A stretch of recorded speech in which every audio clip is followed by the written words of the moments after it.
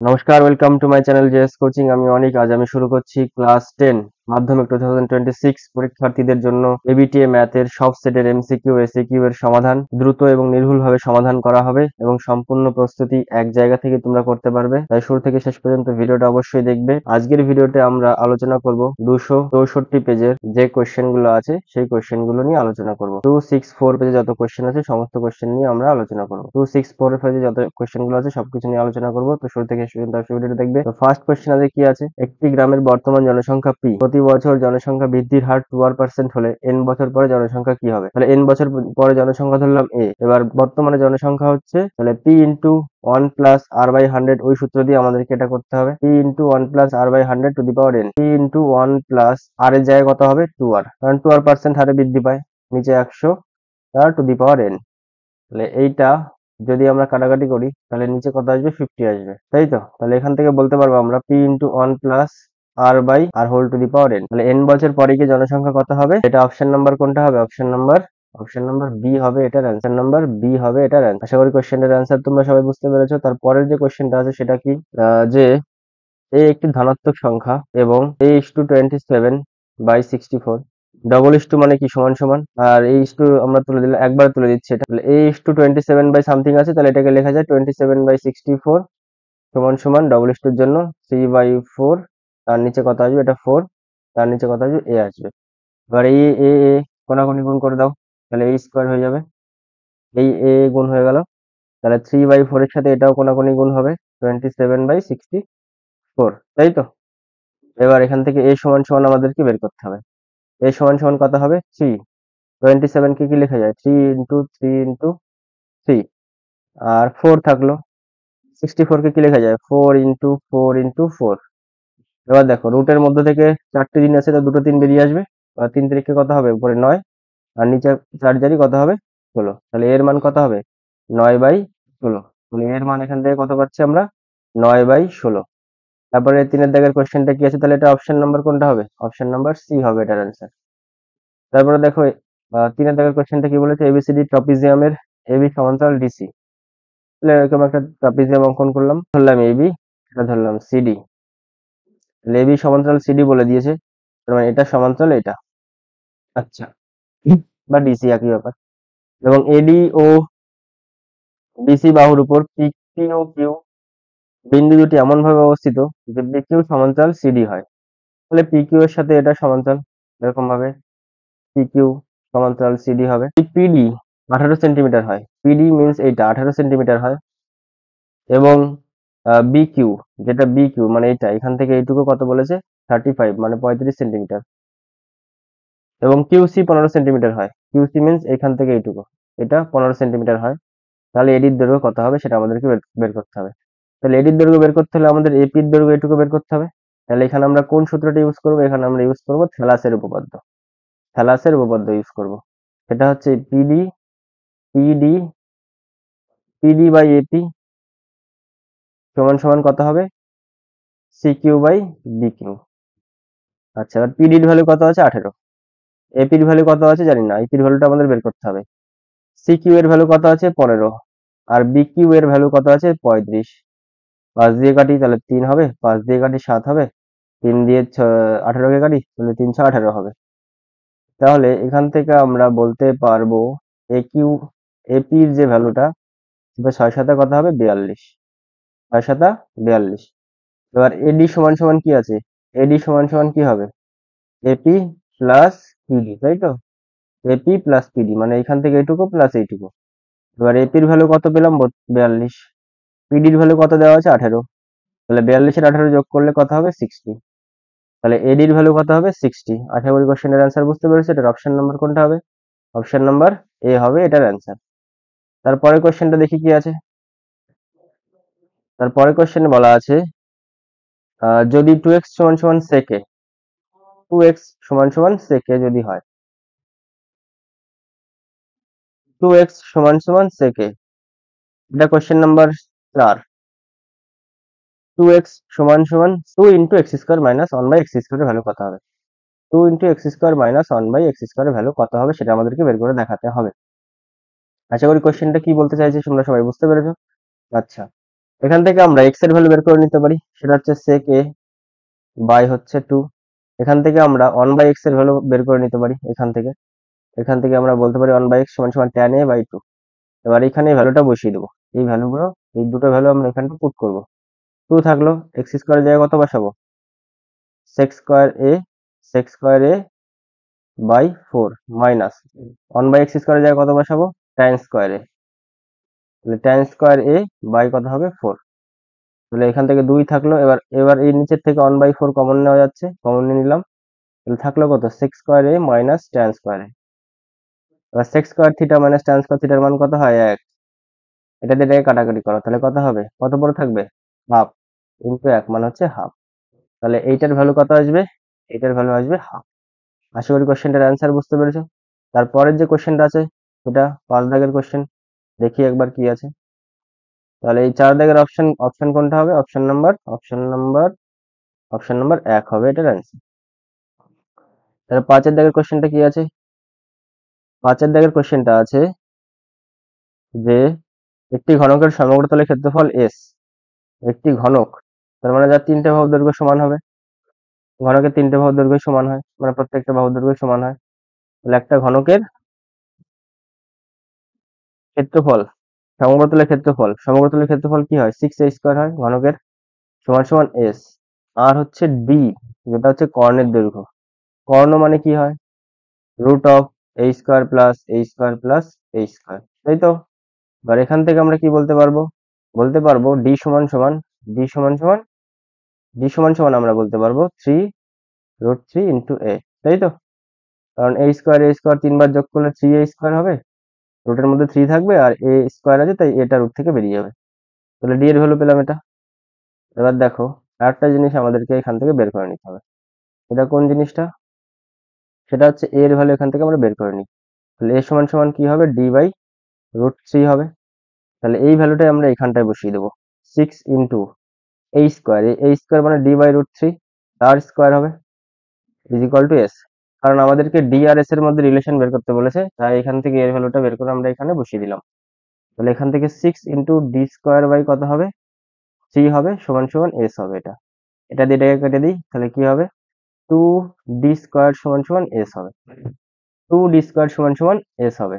দেখি আবার অপশনের সঙ্গে মিলে কিনা, অপশনের সঙ্গে মিলছে না, তাই আমরা এখান থেকে বের করতে পারি d স্কোয়ার সমান সমান s/2, মানে কর্ণের দৈর্ঘ্যের স্কোয়ার সমান সমান ক্ষেত্রফল বাই 2, মানে অপশন নাম্বার কোনটা হবে, অপশন নাম্বার ডি।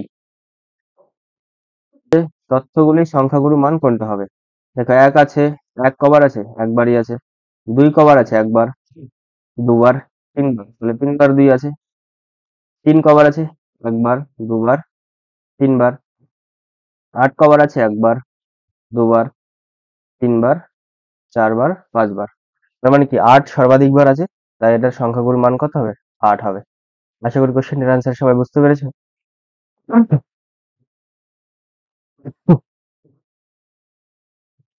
তারপর দেখো শূন্যস্থান যেটা আছে, শূন্যস্থানটা এখানেই করে দিই। বলেছে 1 বছরে আসল ও সুদ আসলের অনুপাত। সুদ আসল মানে কি, যেখানে সুদ প্লাস আসল থাকবে, মানে i প্লাস পি থাকবে, তাই তো। সে সুদ আসল বলে দিয়েছে কত, 9, আর হচ্ছে আসল বলে দিয়েছে মানে পি বলে দিয়েছে 8। যদি হয় তাহলে বার্ষিক সরল সুদের হার কত হবে। আচ্ছা, তাহলে আমরা এখান থেকে কি বলতে পারি, i is equal to 9 minus 8 সমান সমান 1, তার মানে কি সুদের টাকা কত হবে, 1 টাকা, তাই তো। এবার আমরা জানি i সমান সমান কি হয়, p into r into T by, p r T by কত হয়, 100। তাহলে p এর মান p থাকবে, কিন্তু i এর জায়গায় কত পেয়েছি আমরা, 1 পেয়েছি। আচ্ছা, বছরের আসল ও সুদ আসলের অনুপাত, তাহলে আসল ধরলাম 8x টাকা, আর সুদ আসল কত হবে, তাহলে 9x টাকা, তাহলে সুদ কত হবে, 9x মাইনাস 8x টাকা মানে হচ্ছে x টাকা। এবার সুদ সমান সমান কি হয়, পি আর টি, তাহলে পি এর জায়গায় কত বসাবো, 8x, আর এর জায়গায় কত বসাবো, আর আমাদের বের করতে বলেছে, আর টি এর জায়গায় বসাবো 1 টাকা, সমান সমান 100।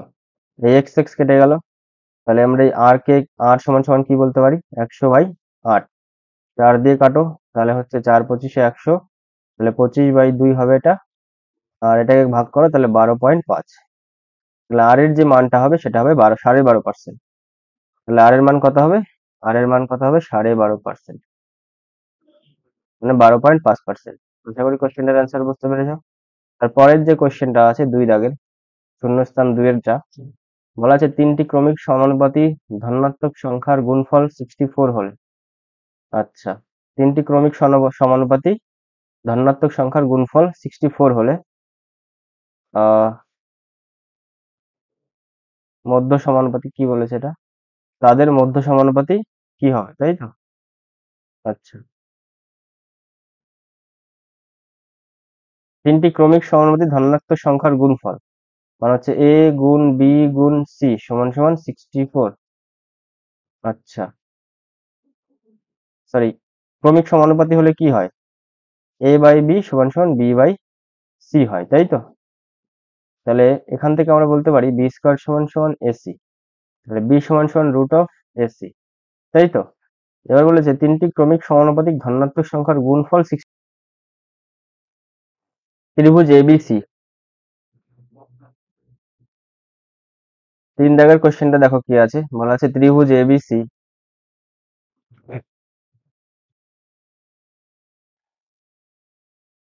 ও ত্রিভুজ def, ত্রিভুজ def এর পরিসীমা যথাক্রমে, এটার পরিসীমা হচ্ছে 30 সেন্টিমিটার আর এটার পরিসীমা হচ্ছে 18 সেন্টিমিটার, এবং ত্রিভুজ, এই দুটো ত্রিভুজ একে অপরের সদৃশ। বিসি ও ইএফ অনুরূপ বাহু, যদি বিসি সমান সমান 9 সেন্টিমিটার হয় তাহলে ইএফ সমান সমান কত সেন্টিমিটার হবে সেটা আমাদেরকে বের করে দেখাতে হবে। তাহলে এটা সোজাভাবে আমরা করতে পারি, এটার পরিসীমা বাই এটার পরিসীমা সমান সমান বিসি মানে 9 বাই হচ্ছে ইএফ, মানে এখান থেকে ইএফ এর ভ্যালুটা বের করলে আমাদের অ্যান্সারটা বেরিয়ে যাবে। তাহলে কাটাকাটি করি, দেখো কত হয়। 3 দিয়ে কাটলে 10, 3 দিয়ে কাটলে 6, তাহলে 3 নং 27 আর 6 নং 54, 54কে 10 দিয়ে ভাগ করবো তাহলে 5.4 হবে। 54/10 হবে, এটা সমান সমান ইএফ হবে। এখান থেকে আমরা ইএফ সমান সমান কি বলতে পারি? ইএফ সমান সমান বলতে পারি 5.4। তাহলে এটার যে অ্যান্সার হবে সেটা হবে 5.4। কোশ্চেনটার অ্যান্সার আশা করি বুঝতে পেরেছো। যদি দুটো সদৃশ ত্রিভুজ হয় তাহলে তাদের পরিসীমার অনুপাত আর অনুরূপ বাহুর অনুপাত সমান হয়। পরিসীমার অনুপাত করলাম এটা, আর এই দুটো অনুরূপ বাহু তাদের অনুপাত করলাম, এখান থেকে আমরা এফ এর ভ্যালুটা বের করে নিলাম। আশা করি কোশ্চেনটার অ্যান্সার বুঝতে পেরেছো। তারপর 4 দাগের কোশ্চেনটা কি বলেছে? 1/sec square theta, 1/sec square theta plus 1/1 plus cot square theta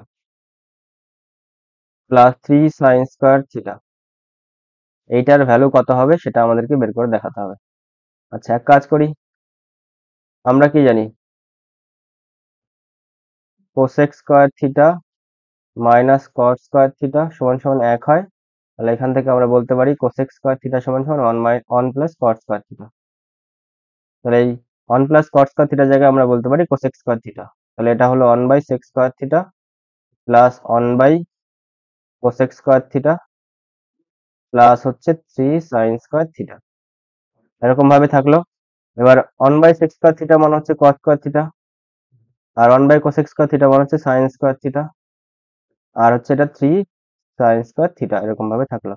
আর cos square theta plus sin square theta মানে হচ্ছে 1 হয় প্লাস 3 sin স্কয়ার থিটা।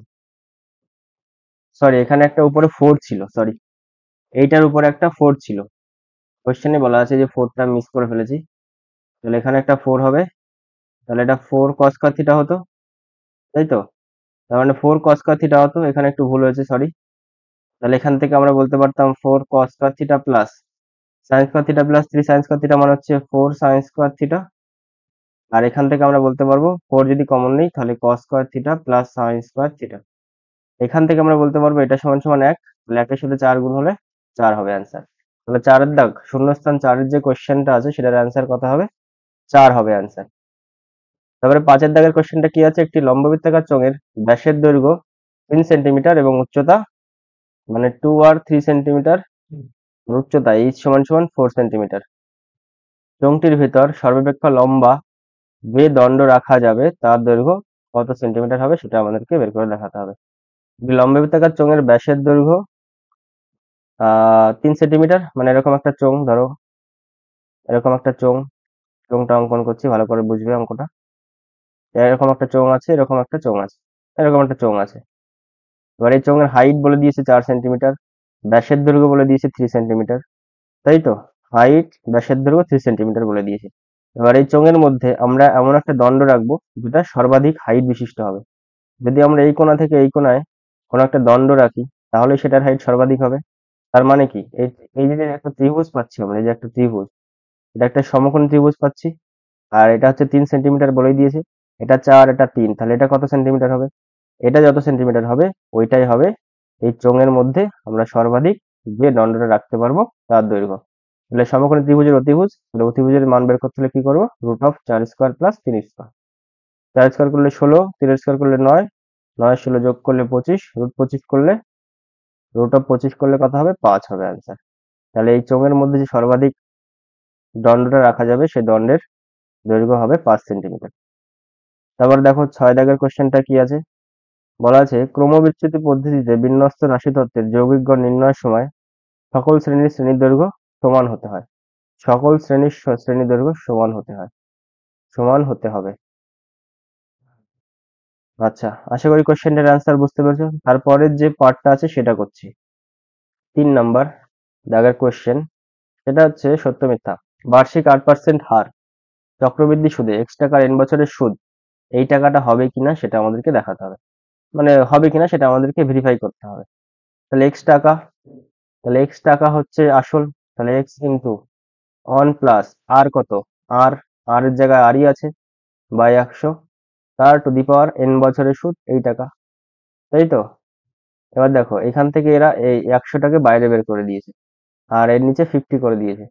তো এইটা, এই যে 100টা, এটা যে বাইরে বেরোবে সেটার পাওয়ারে অবশ্যই আহ n নিয়ে বেরোতো, আর সঙ্গে এখানে একটা 100 দিয়ে তবেই বেরোতে পারছে, তা নাহলে কিন্তু বেরোতে পারতো না। তার মানে এখানে অপশন যেটা দেওয়া আছে যে এত টাকা সুদ হবে, ওটা হবে না, ওটা মিথ্যা হবে। সুদ এত টাকা হবে, যেটা আমি যে সবে বের করলাম।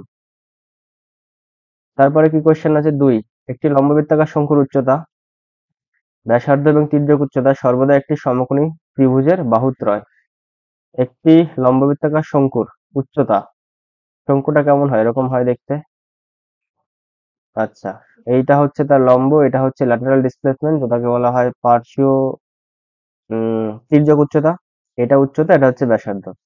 তার মানে ব্যাসার্ধ উচ্চতা একটা সমকোণী ত্রিভুজকেই সর্বদা নির্দেশ করে। তাহলে এটা কি হবে? সত্য হবে।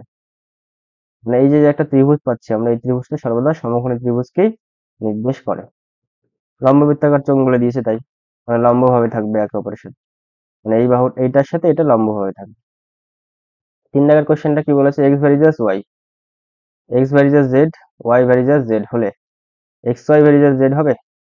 তাহলে এক্স সমান সমান আমরা একটা মান বের করি, কে জেড হলো, আর ওয়াই সমান সমান কে হবে? ওয়াই সমান সমান ধরো বেরোলো কে, ধরলাম এটাও কে জেড। তাহলে এখান থেকে আমরা কে এর মান যদি বের করে নিই, তাহলে এক্স আর ওয়াই গুণ করলাম, যেটা কোশ্চেনে বলেছে এক্স আর ওয়াই গুণ করলাম, তাহলে কে স্কোয়ার জেড স্কোয়ার হতো। তার মানে কি x y varies z square হওয়ার কথা ছিল, কিন্তু সেটা তো বলেনি, বলেছে এক্স ওয়াই ভ্যারিজাস জেড। এটা কিন্তু হবে না, অ্যান্সার হবে এটা। আশা করি এটা কি হবে? তাহলে মিথ্যা হবে। আশা করি কোশ্চেনটার অ্যান্সার সবাই বুঝতে পেরেছো। এবার 4 দাগের কোশ্চেনটা কি বলেছে? 10 সেমি দৈর্ঘ্যের ব্যাসার্ধ বিশিষ্ট একটি বৃত্তে কোনো জ্যা কেন্দ্রে সমকোণ উৎপন্ন করে। 10 সেমি দৈর্ঘ্যের ব্যাসার্ধ বিশিষ্ট একটি বৃত্ত, তাহলে একটা বৃত্ত আঁকলাম, সেই বৃত্তের 10 সেন্টিমিটার ব্যাসার্ধ বিশিষ্ট ব্যাসার্ধ আঁকলাম, অঙ্কন করলাম। একটি বৃত্তে কোনো জ্যা কেন্দ্রে সমকোণ উৎপন্ন করে।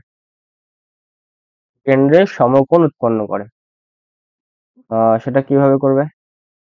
জ্যাটির দৈর্ঘ্য 5 সেন্টিমিটার হবে। আচ্ছা, 10 সেমি ব্যাসার্ধের বিশিষ্ট একটি বৃত্তে কোনো জ্যা কেন্দ্রে সমকোণ উৎপন্ন করে। ধরলাম সেই জ্যাটা এরকম হবে, এই জ্যাটা এরকম হবে, কেন্দ্রে এটা এটা কেন্দ্র, এই কেন্দ্রের সমকোণ উৎপন্ন হবে, তাহলে জ্যাটির দৈর্ঘ্য 5 সেন্টিমিটার হবে। আচ্ছা, জ্যাটির দৈর্ঘ্য কি করে 5 সেন্টিমিটার হবে? জ্যাটির দৈর্ঘ্য তো হিসাবে এখানে 20 সেন্টিমিটার হওয়ার কথা। যেহেতু জ্যাটা কেন্দ্র দিয়ে পাস করে, তাহলে কেন্দ্র দিয়ে যে যেটা পাস করে সেটাই তো ব্যাস হয়। কেন্দ্র দিয়ে যে যেটা পাস করে সেটা জ্যা হয়। আর ব্যাসার্ধ যদি 10 সেন্টিমিটার হয়, তাহলে এই ব্যাসের দৈর্ঘ্য কত হওয়ার কথা? ব্যাসের দৈর্ঘ্য হওয়ার কথা 20 সেন্টিমিটার, তাই তো? কিন্তু আমাদের অপশনে বলেছে ব্যাসের দৈর্ঘ্য 5 সেন্টিমিটার, তাহলে এটা হওয়া সম্ভব নয়, তাহলে এটা কি হবে? মিথ্যা হবে। আশা করি কোশ্চেনটার অ্যান্সার সবাই বুঝতে পেরেছো। তারপর 5 দাগের কোশ্চেনটা কি আছে? আলফার মান যদি 0 থেকে 90-র মধ্যে হয়, তাহলে sec square alpha plus cos square alpha এর সর্বনিম্ন মান 2 হবে। দেখো, sec square alpha plus cos square alpha, ধরলাম একটা আলফার মান, তাহলে কস আলফা কত হয়? কস আলফা 0 হয়। আর সেক আলফা কত হবে? সেক আলফা তাহলে নট ডিফাইন হয়ে যাবে, নট ডিফাইন হয়ে যাবে। তার কারণ কি? 1/1 কস আলফা মানে তো সেক আলফা, আর 1/0 হয়ে যাবে। 1/0 হওয়া মানে এটা নট ডিফাইন হবে, তাই তো? তার মানে 90 ডিগ্রিতে কোনো মান পাচ্ছি না আমরা। তাহলে ধরলাম 45 ডিগ্রি। 45 ডিগ্রিতে দেখা যাক কি মান পাই। আচ্ছা, কস আলফা 45 ডিগ্রিতে কত হয়? 1/√2। আর হচ্ছে সেক আলফা কত হবে? তাহলে √2 হবে, শুধু উল্টে যাবে জাস্ট। এবার আমাদের বের করতে বলেছে sec square alpha plus cos square alpha, তাহলে এইটার স্কোয়ার করলে কত হবে? 2 হবে। আর এটার স্কোয়ার করলে হাফ হবে। তার মানে কি এটা 2 এর থেকে বড় আসছে। হুম। আবার ধরো আলফার মান অন্য অন্য যে কোনো কিছু ভ্যালু নিয়ে নিলাম, আমরা 60 ডিগ্রি নিলাম। এবার কস আলফা কত হয় 60 ডিগ্রিতে? হাফ হয়। হাফের স্কোয়ার করলে কত হবে? হাফের স্কোয়ার করলে কত হবে? 4 হবে, 1/4। আর এটা হচ্ছে কত হবে? 2। 2 এর স্কোয়ার করলে কত হবে? 4। আচ্ছা, বেশি পাচ্ছি, কিন্তু একটা ক্ষেত্রে এর কোনো মানই পাচ্ছি না, যখন আলফার মান 90 ডিগ্রি হচ্ছে। আলফা যদি 90 ডিগ্রি হয়, তাহলে আমরা এক্ষেত্রে কোনো মানই পাবো না। তার মানে কি, এটা কি আমরা বলতে পারবো যে sec square alpha plus cos square alpha এর সর্বনিম্ন মান 2 হতে পারে? 2 নাও হতে পারে, অন্য কোনো কিছু হতে পারে, কিন্তু সেটা আমরা বলতে পারছি না, যেহেতু এটার স্পেসিফিক কোনো ভ্যালু আমরা পাচ্ছি না, এই কারণে। তাই এটার যে মান সর্বনিম্ন 2 হবে, সেটা কখনো কখনো নাও হতে পারে, তাহলে এটা কি হবে? মিথ্যা হবে। তারপর 6 দাগের কোশ্চেনটা কি আছে?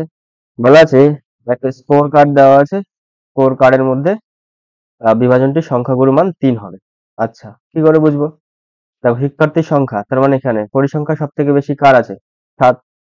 তাহলে এখানে সংখ্যাগুরু মান হওয়ার কথা ছিল 4, কিন্তু কোশ্চেনে বলেছে সংখ্যাগুরু মান 3, কিন্তু এটা হবে না, তাহলে এটা কি হবে? মিথ্যা হবে। আশা করি কোশ্চেনটার অ্যান্সার সবাই বুঝতে পেরেছো। তো আজকের ভিডিও আমি এখানেই শেষ করছি। আমার ভিডিওটা শুরু থেকে শেষ পর্যন্ত দেখার জন্য তোমাদের সবাইকে অনেক অনেক ধন্যবাদ।